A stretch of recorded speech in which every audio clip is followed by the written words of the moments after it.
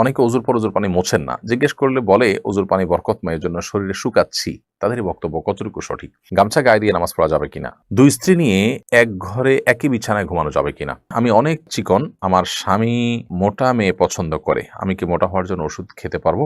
স্বামী স্ত্রী পরস্পরের অবাঞ্ছিত লোম পরিষ্কার করে দিতে পারবে কিনা? টয়লেটে অজুর ব্যবস্থা থাকলে অজুতে কিভাবে দোয়া পড়বো? কোনো মহৎ লক্ষ্য পূরণের পর মিষ্টি বিতরণ অনুষ্ঠান করা জায়েজ আছে কিনা? 4 রাকাত বিশিষ্ট ফরজ নামাজের তৃতীয় রাকাতে ভুলে যদি সূরা ফাতিহার সাথে অন্য কোনো সূরা পড়ে ফেলি, তাহলে নামাজ হবে কিনা? নামাজ পড়ার সময় প্রায় দেখা যায় কত রাকাত পড়ছি ভুলে যাই। অনেক চেষ্টা করেও মনে করতে পারি না, তখন নিজের প্রতি খুব রাগ হয় এবং নিয়ত ছেড়ে দিয়ে আবার পুনরায় নামাজ শুরু করি। এক্ষেত্রে আসলে আমার করণীয় কি?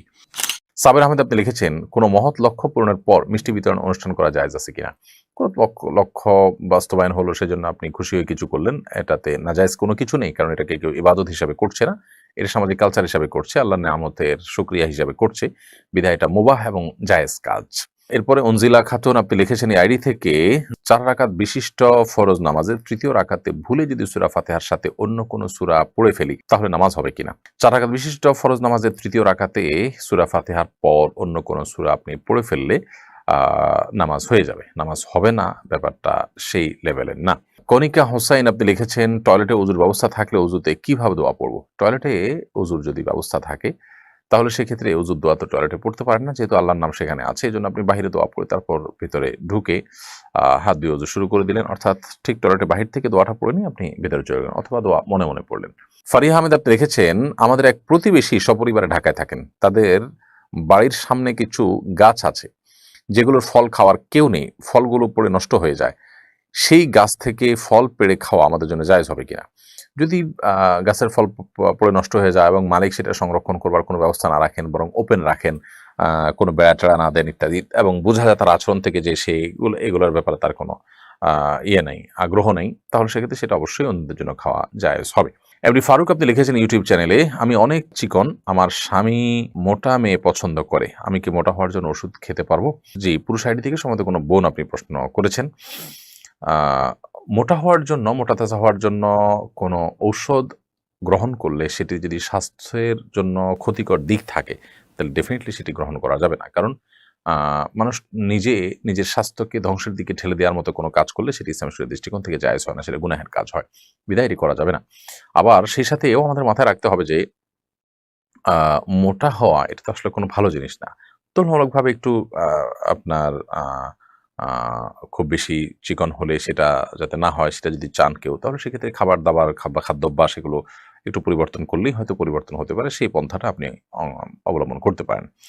আর যদি কোনো ওষুধে সাইড ইফেক্ট না থাকে, সাধারণত এই সমস্ত ওষুধের সাইড ইফেক্ট থাকেই থাকে। যদি এরকম কিছু থাকে, সাইড ইফেক্ট নাই, নিশ্চিত হতে পারেন আপনি, তাহলে সেটা গ্রহণ করলে কোনো অসুবিধা নেই।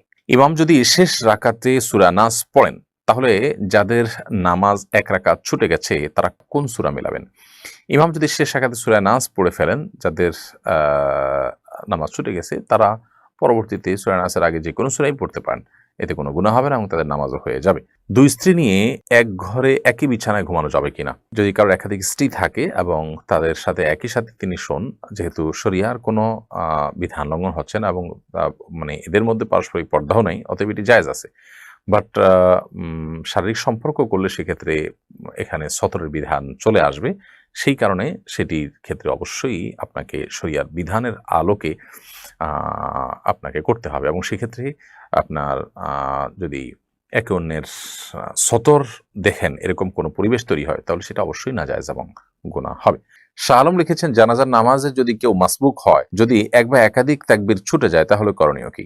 তাহলে ইমামের সাথে যে তাকবীর আপনি পেয়েছেন, একটি বা দুটি, সেটি আপনি দিবেন। এরপরে যেগুলো ছুটে গেছে, ইমামের সালাম ফেরানোর সময় আপনি সালাম না ফিরিয়ে আপনি বাকি তাকবীরগুলো দিয়ে নামাজ যেরকম ছুটে গেলে আপনি পড়েন, সেরকম যেগুলো ছুটে গেছে সেগুলো পড়ে তারপর আপনি সালাম ফিরিয়ে নামাজ শেষ করবেন।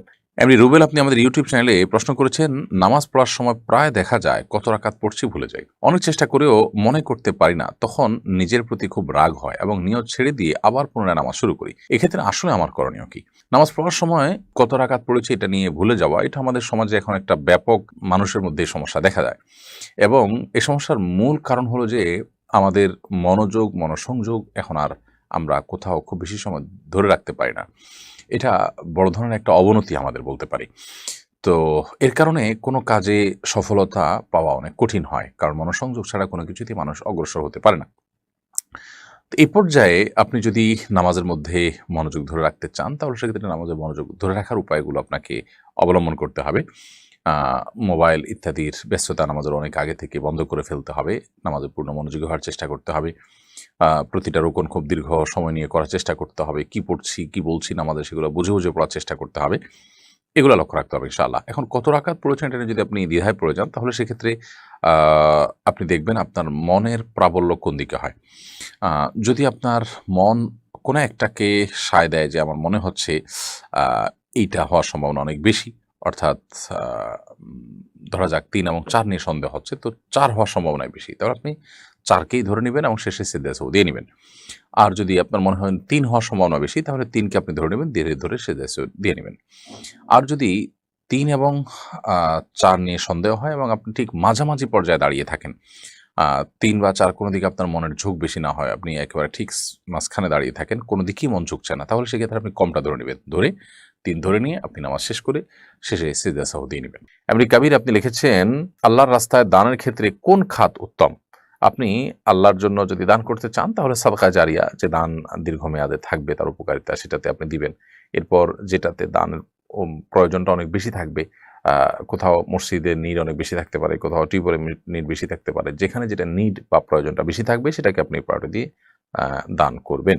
অনেকে প্রিয় মানুষের কবরের পাশে নিজের কবর দেওয়ার জন্য ওসিয়ত করেন। পাশাপাশি ২ কবরের বাসিন্দারা কি পরস্পরকে দেখতে পারেন? তারা কি পরস্পরের মধ্যে কথা বলতে পারেন? দেখুন, কবরে আ পাশাপাশি থাকার মধ্যে বাহ্যিক দৃষ্টিকোণ থেকে কোনো কল্যাণ নেই।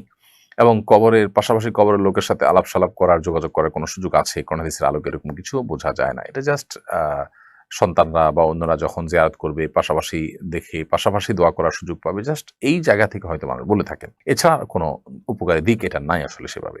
স্বামী-স্ত্রী পরস্পরের অবাঞ্ছিত লোম পরিষ্কার করে দিতে পারবে কিনা? যেহেতু স্বামী-স্ত্রীর মধ্যে কোনো পর্দা নেই, বিধায় তারা যদি কেউ একে অন্যকে এই কাজটি করে দিতে চান, বিশেষ করে বার্ধক্যে বা অসুস্থ হয়ে গেলে অনেক সময় প্রয়োজন হয়, বা স্বাভাবিক অবস্থায় যদি করে দেন, সেটি কোনো গুনাহের বিষয় নয়। আব্দুর রহমান লিখেছেন, গামছা গায়ে দিয়ে নামাজ পড়া যাবে কিনা? নামাজ তো হয়ে যাবে, কিন্তু অবশ্যই ত্রুটিপূর্ণ হবে। নামাজের কোয়ালিটি নষ্ট হবে, কারণ আপনি গামছা গায়ে দিয়ে নিশ্চয়ই গুরুত্বপূর্ণ কোনো ব্যক্তির সঙ্গে সাক্ষাৎ করতে যাবেন না। বিধায় এটা আপনার নামাজের যে মর্যাদা সেটাকে নষ্ট করে। অনেকে অজুর পর অজুর পানি মোছেন না। জিজ্ঞেস করলে বলে অজুর পানি বরকতময়, এজন্য শরীরে শুকাচ্ছি। তাদের এই বক্তব্য কতটুকু সঠিক? অজুর পানি আমরা শুকাবো কিনা? এর উত্তর হলো যে নবী করিম সাল্লাল্লাহু আলাইহি ওয়াসাল্লাম অজুর পানি কোন একটা কাপড়ের টুকরা দিয়ে শুকিয়েছেন, এরকম বর্ণনা আছে। আবার মাঝে মধ্যে রেখে দিয়েছেন, এই বর্ণনাও আছে। অতএব দুইটাই সমান পর্যায়ে। তবে ঢালাওভাবে অজুর পানি না শুকিয়ে আপনি যেন শুকে যায় শরীরে, সেটার জন্য রেখে দেওয়া ব্যাপারে পরিষ্কার কোনো নির্দেশ করা হাদিসে নেই যে এটার ভিতরেই কল্যাণ আছে। বরং নবী সাল্লাল্লাহু আলাইহি ওয়াসাল্লাম থেকে দুইটারই আমল পাওয়া যায়। আমরা যে কথাগুলো জানলাম, শুনলাম, বুঝলাম, আল্লাহ তাআলা আমাদেরকে সেগুলো আমল করার তৌফিক দান করুন।